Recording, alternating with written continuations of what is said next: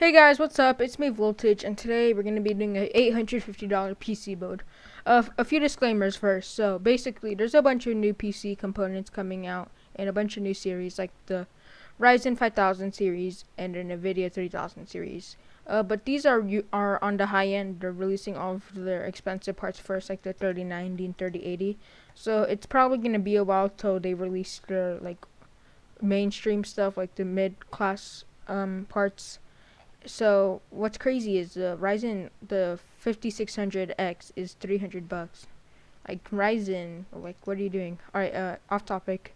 All right, so I might want to wait a few months if you're actually gonna build a PC, but if you can't wait, then here is a pretty good list. It's not actually too bad because you're gonna be have to waiting till like early next year if you want to get like the next gen stuff. So basically, first CPU, I chose the Ryzen 5 3600.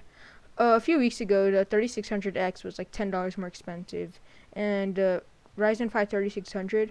I would probably wait till it gets back down to 180 or 190, if that will ever happen again, because it's usually on the 180 and like 190 cost, but I don't know why, but it's at MSRP right now.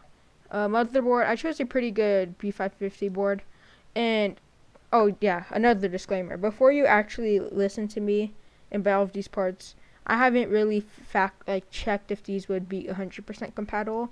I'm pretty sure these will all work together and you'll build it just fine. But double check. I don't want to be the cause of someone wasting some amount of money. This is a B550 micro ATX board. So if you look at it right now, it has a pretty beefy heatsink on oh crap, I clicked that.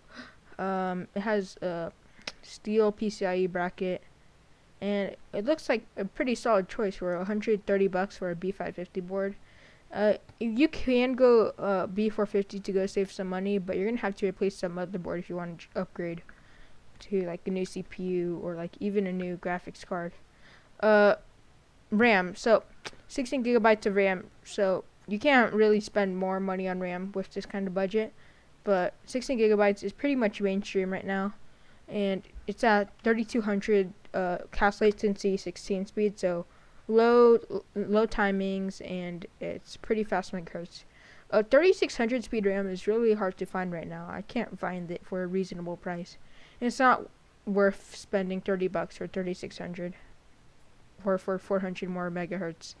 So yeah, that's basically the RAM. If you're spending over if you're spending over like $1,200 or $1,300 for a PC, I would get 32 gigabytes, and 32 gigabytes is becoming much more mainstream.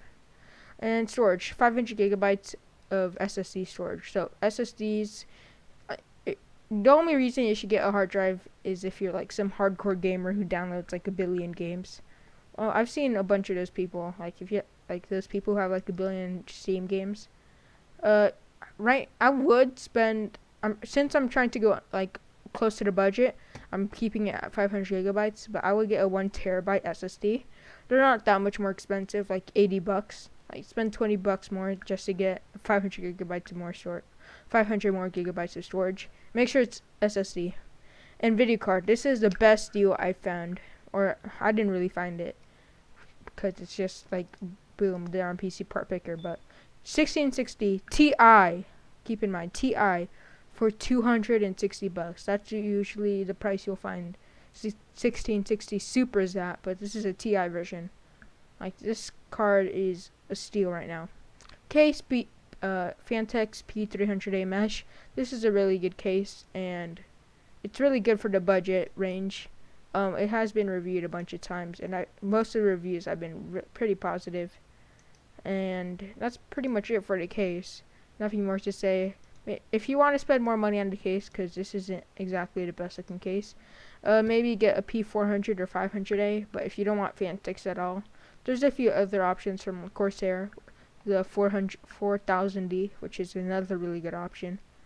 A power supply. So I wanted to get at least a 550 watt because this GPU can run on a 450 watt power supply, but I want a bit of headroom if you want to upgrade. So I got a bronze semi-modular, which is pretty good, for $80. Like, this might not seem like the best deal right now, but power supply prices are really high. Like, I remember, like, before COVID, like, they were, like, you could buy a 650 watt gold for $80, but not anymore. So, I would, that's why, like, in the beginning of the video, I said maybe you should wait a few months. But overall, for only $850, getting a 1660 Ti and a 3600, it's a really, that's a really good deal right now. And actually, you could go Intel, because the 10400F right now is pretty much the same CPU as the Ryzen 5 3600. Even though, yeah, they both have the same amount of cores and threads, same core count. The only difference is that you could overclock on the AMD one, but no one is overclocking with the stock cooler and with a 3600. So that will make like little to no difference. And I think the Intel one is actually much cheaper right now, which is the funny part. Like earlier in the like last month or something, it was 160, which is way better than Ryzen actually. Usually Ryzen tends to be better prices, but right now Intel is really good, and their motherboards are about the same price as well. So I maybe I would go Intel with this, but I know most people like Ryzen, so I'm just choosing Ryzen. And that is pretty much it for this. And thank you guys for watching.